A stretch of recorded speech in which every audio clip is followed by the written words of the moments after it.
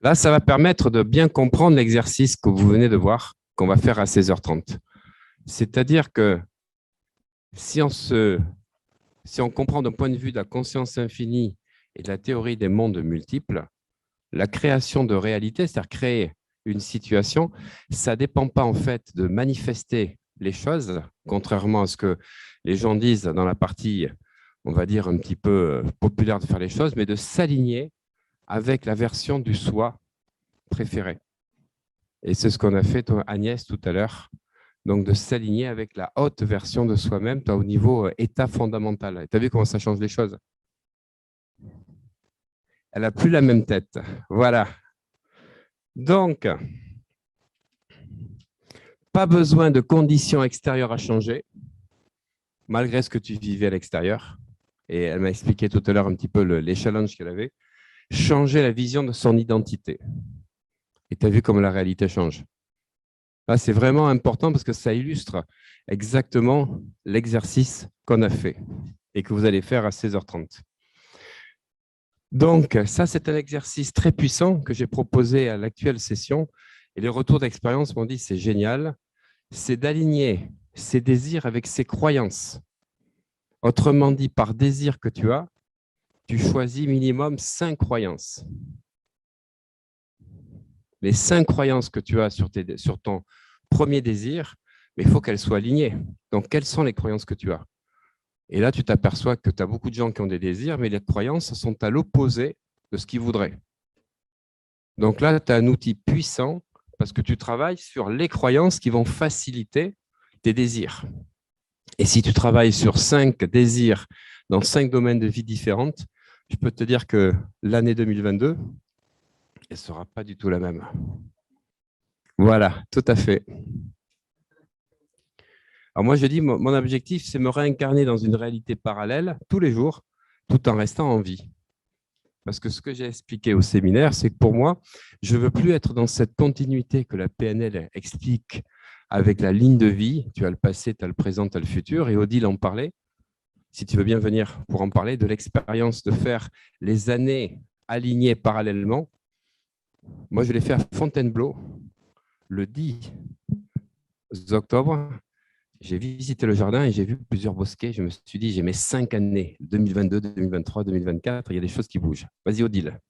Donc, en fait, ce que j'ai expliqué à Olivier, c'est que j'ai fait avec Nathalie donc les lignes de vie sur plusieurs années. Et en fait, moi, j'étais chez moi à Toulouse, elle était chez elle. Et donc, elle faisait l'exercice avec les feuilles au sol. Et moi, j'avais mes feuilles sur le bureau.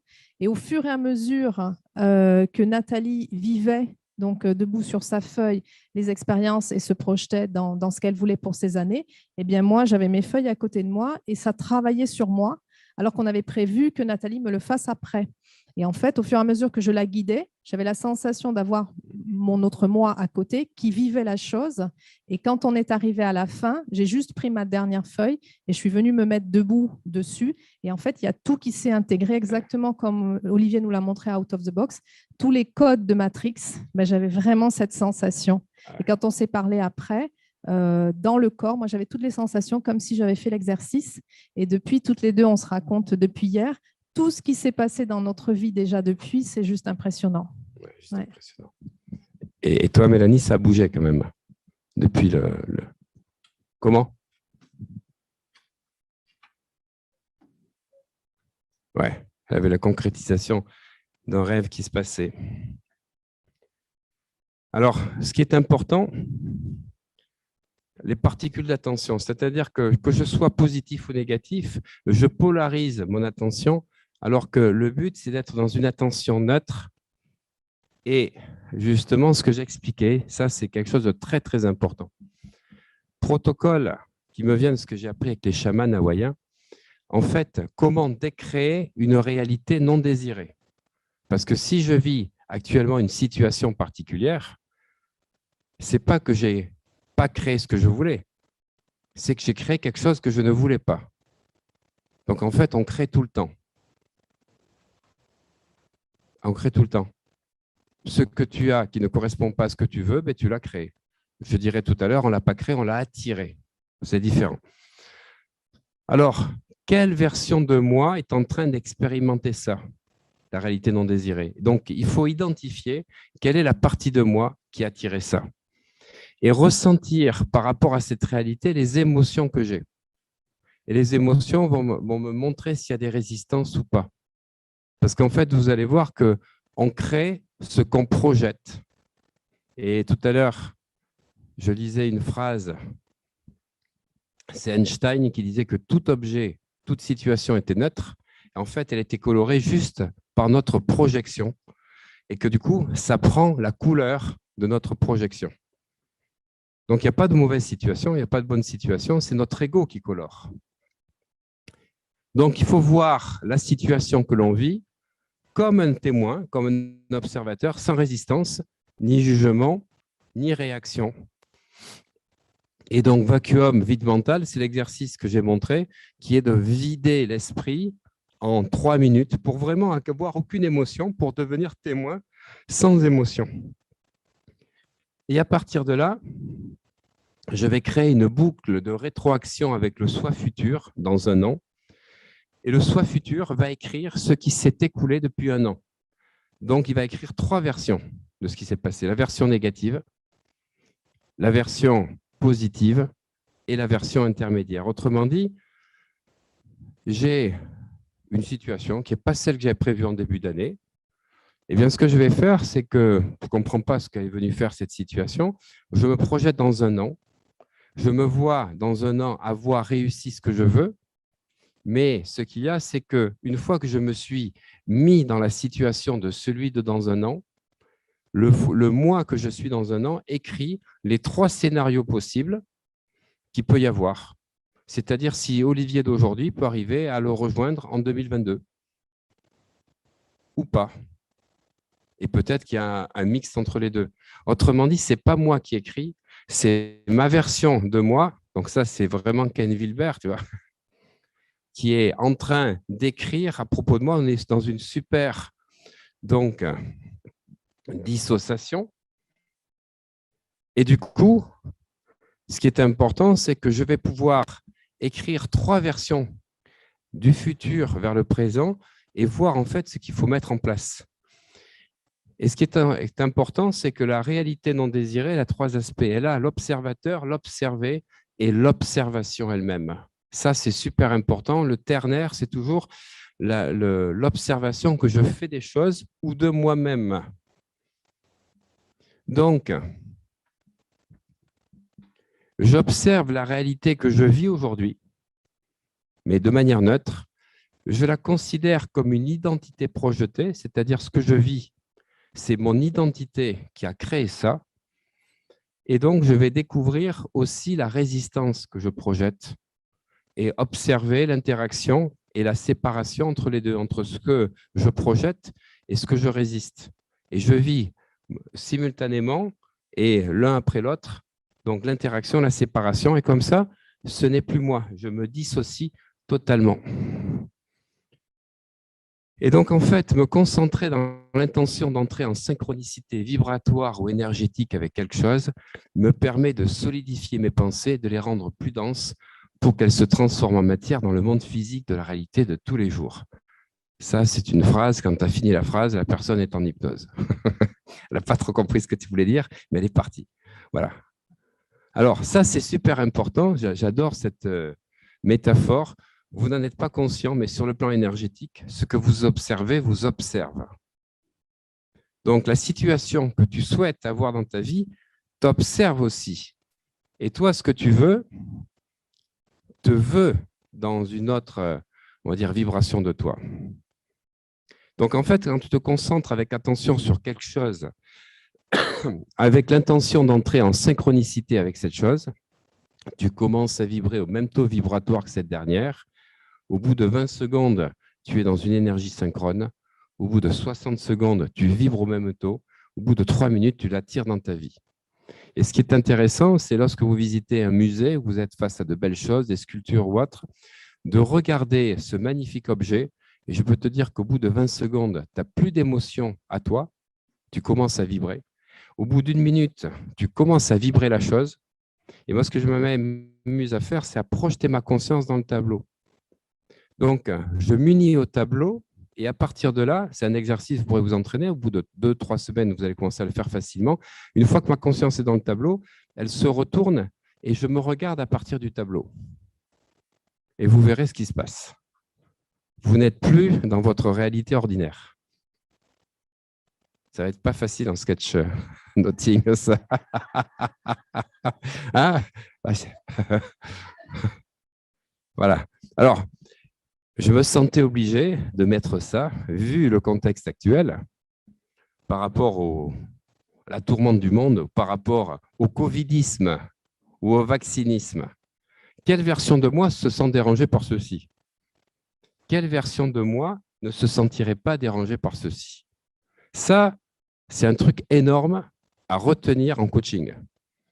Ouais, vous comprenez, j'en ai marre dans cette situation que je vis sur un plan professionnel. OK, quelle est la version de vous qui se sent dérangée par ceci? Et quelle est la version de vous qui ne se sentirait pas dérangée? Eh bien, comme tu as une version de toi qui ne se sent pas dérangée, tu vas t'identifier à cette version et agir à travers cette version. Du coup, ta réalité va changer. Parce que quand je vois le nombre de résistances que les gens font sur le vaccin, pas le vaccin, eh bien, honnêtement, il y a une version de moi qui n'est pas dérangée par ça. Je m'identifie à celle-là et je passe à autre chose. Mais honnêtement, sinon, tu vas attirer des balanciers. Voilà. Alors, pour récupérer des informations cachées de son soi supérieur, ça c'est Ken Wilber qui le dit, il faut vivre l'enthousiasme et la joie. Tu vois, le yoga du rire, Nathalie, a des vertus. C'est que quand tu es dans la joie pendant 2 à 3 minutes, tu reçois plein de choses extérieures. Et s'identifier à l'infini. Alors ça, c'est un de mes mantras préférés. L'infini et mon désir sont un. L'infini et moi sommes un. Par conséquent, moi et mon désir sont un. Mais en créant ça, tu le répètes au moins 3 fois, tu diminues l'effet de la croyance du manque. On vous l'enverra. Donc, la plus grande illusion de la matrice, c'est de chercher à trouver la cause extérieure de nos problèmes, à moins que vous ne vouliez comprendre comment créer vos problèmes. Voilà, c'est ça. C'est ça. Au contraire, pourquoi est-ce que je veux cela? Et pourquoi je crois que ça peut arriver? Voilà. Et ça, c'est les notifications que j'ai mis dans mon application Mental Booster à la mi-journée. Ça, c'est un truc que je reçois, moi, tous les jours. Et c'est vraiment que ça me permet de me rappeler à chaque fois pourquoi je fais ce choix maintenant. À chaque fois, c'est de dire dans la journée, quelle partie de moi fait ce choix? À quelle personne, concept ou pensée je reste fidèle quand je fais ce choix? Qu'est-ce que je défends comme valeur en faisant ce choix? Qu'est-ce que ce choix m'ouvre comme opportunité future?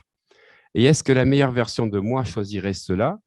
Si j'étais illimité, est-ce que je ferais vraiment ce choix? Sinon, quel choix ferais-je? Ça, c'est la question qui pique. Tu dis à tous tes coachés, qu'est-ce qui n'a pas changé dans votre vie depuis 1 an? Voilà, qu'est-ce qui n'a pas changé? Ça, c'est important. Et dans quel sens ta vie serait impactée si tu changeais? Quel choix faut-il que je fasse pour cela? Et quelle est l'idée à laquelle je n'ai pas encore pensé? Du moins pour que mon cerveau, il cherche un peu. Alors, ça, c'est le concept clé. Vous ne pouvez pas avoir tout ce que vous voulez. Tout ce que vous entendez sur YouTube, c'est des conneries. Vous ne pouvez pas avoir tout ce que vous voulez. Ce n'est pas vrai. Ce n'est pas vrai. Tu ne peux avoir et tu peux juste avoir ce que tu es prêt à être. Voilà. Dans la version d'aujourd'hui, tu ne peux pas avoir tout ce que tu veux. Tu ne peux avoir que ce que tu es prêt à transformer à toi. Et si tu veux vivre un couple amoureux, est-ce que toi, tu es prêt à être cet amoureux idéal? Si tu veux avoir plus d'abondance dans ta vie, est-ce que tu es prêt à gérer comme quelqu'un qui a de l'abondance? Voilà. Tu ne peux pas avoir quelque chose que tu n'es pas prêt à vivre. Ça, c'est super fondamental pour pouvoir après travailler les valeurs, les croyances, et vous comprenez l'importance de l'exercice qu'on a fait juste avant le repas. Donc, arrêtez de faire sans être, passez de l'effet à la cause. Et ça me parle parce que pour ceux qui feront de l'hypnose profonde cette semaine, on parle de régression à la cause, aller chercher la cause qui a créé la problématique aujourd'hui. Mais je trouve que c'est intéressant de dire à partir de ce concept, c'est de devenir la cause de ce que je veux créer. Mais ce n'est pas l'extérieur qui va changer, c'est moi. Donc, avant d'entrer dans la réalité du nouveau soi, demandez-vous si vous êtes prêt et disposé à être ce que votre nouvelle réalité exige. Car ce que vous désirez veut aussi quelque chose de vous. Ça, c'est super important. Ce que tu veux attend quelque chose de toi. Et est-ce que tu es prêt à faire l'effort? Et ça, c'est une déclaration. On va enchaîner aussitôt après avec Ken Wilber et le multicadran multiniveau. Je suis une personne qui réussit tout ce qu'il touche, qui crée tous ses rêves dans la réalité. Il est une personne qui réussit tout ce qu'il touche et qui crée tous ses rêves dans la réalité. Tu es une personne, nanana. Nous sommes une personne qui réussit. Et ça, c'est les 4 niveaux de l'être. Et on a fini donc avec cet exercice. Voilà. Donc,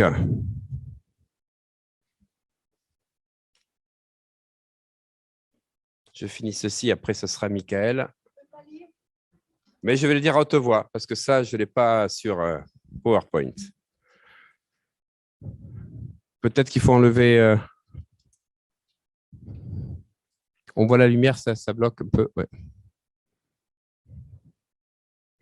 Ça, c'est quand je me suis formé avec Patrick Drouot, il y a 12 ans, donc à la pensée intégrale, qui est la reproduction de Ken Wilber. Et en fait, ce sont ce qu'on appelle les PC, les points charnières de la conscience. La construction de la conscience, c'est on considère qu'à partir du point de conscience 5, on commence à devenir quelqu'un qui est dans une pensée un petit peu intégrale. Et après, vous voyez, le 6, voilà, le 7, le 8 et le 9, ce n'est pas tout à fait nous. Ça, c'est plutôt dans des gens qui sont des grands initiés ou des chamans. Et on commence par le point de conscience 1, qu'on appelle PC1, qui est le monde des pulsions et des sensations, qui est le monde archaïque. Donc, c'est Odile qui m'avait demandé d'expliquer ces points de conscience. Donc, c'est le physique sensoriel, on parle de biosphère. Et c'est vraiment donc quand on est gamin, donc on est dans les pulsions, et on va quitter le monde de l'autisme. On commence à s'ouvrir un petit peu. Et le PC2, eh bien, c'est quand on est dans le fantasmatique émotionnel.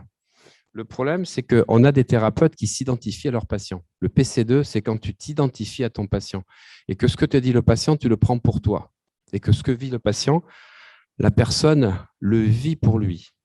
Et Ken Wilber parle d'égocentrisme narcissique, on parle de physiosphère. Donc, c'est aussi le monde magique. Et puis, on arrive au PC3, le monde mythique, où là, on est dans un mental représentationnel. Donc, il y a beaucoup d'anxiété. Et c'est là qu'on commence à rentrer dans la naissance du moi, donc qui est coronal, celui qui commence à penser. Et puis on arrive au PC4. Donc là, je prends conscience qu'il y a des règles dans la société, qu'il y a un rôle, et je vois les autres comme mon moi expansé. Je commence à voir la différence entre l'autre et moi. Mais jusqu'à présent, les gens, ils étaient dans l'ego, où ils n'arrivaient pas ils étaient dans la fusion ou dans le narcissisme. Et puis on monte.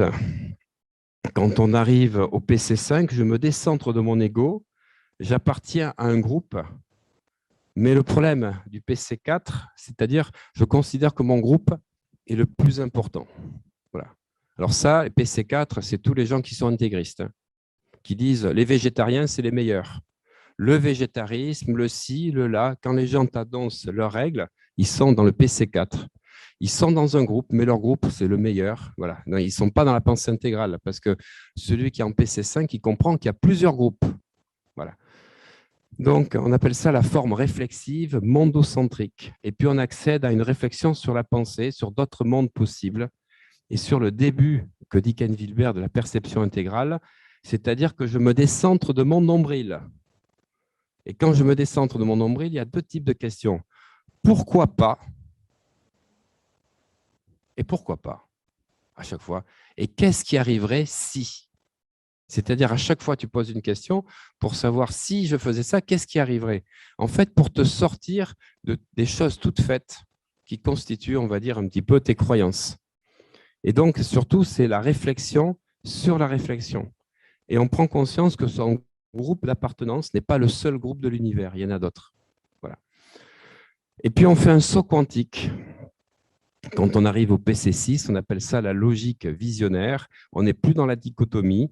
On voit ce qu'il appelle les réseaux d'intention et on habite une perspective intégrale, c'est-à-dire on passe dans des niveaux d'intelligence, de subsistance pour accéder à des niveaux d'existence. Vous avez la dynamique spirale, subsistance et existence. Et lui, il appelle ça le centaure. C'est celui qui est intégré corps-esprit.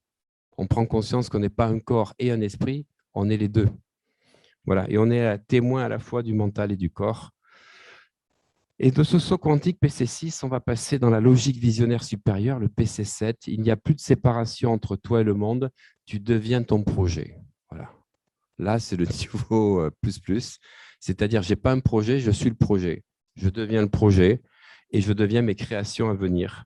Et c'est ce que je vous ai mis là en bleu. Identité égale réalité. Et j'accède ou pas. Voilà. En fait, c'est ça. Le PC7, c'est quelqu'un qui regarde une montagne. Il n'y a plus personne qui regarde la montagne. Il n'y a que la montagne et tu es la montagne. Donc, c'est un niveau visionnaire supérieur qu'on retrouve dans certaines formes de transe chamanique. Et on accède au niveau subtil où là, il y a des états méditatifs profonds. On est dans des voyages chamaniques. Et puis, le niveau 9, le niveau causal, c'est là que tu deviens l'âme du monde. Et il y a quelques rares initiés dans le monde qui sont à ce niveau-là.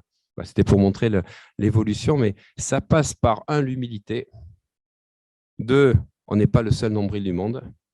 Et on n'est pas le seul groupe dans le monde. Il y a plein de mondes. Et c'est l'interaction entre tous ces groupes qu'on commence à avoir.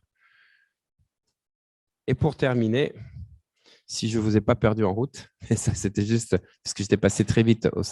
Voilà, c'est ça le multicadran, multiniveau. Donc c'est un petit peu complexe. C'est-à-dire qu'il considère que chaque projet, chaque pensée, elle doit être vue sous 4 angles. Donc là, l'angle de l'individu qu'il appelle le jeu. Et après, il y a l'individu extérieur qu'il appelle le il. Et puis après, il y a le nous, le collectif culturel, le collectif extérieur.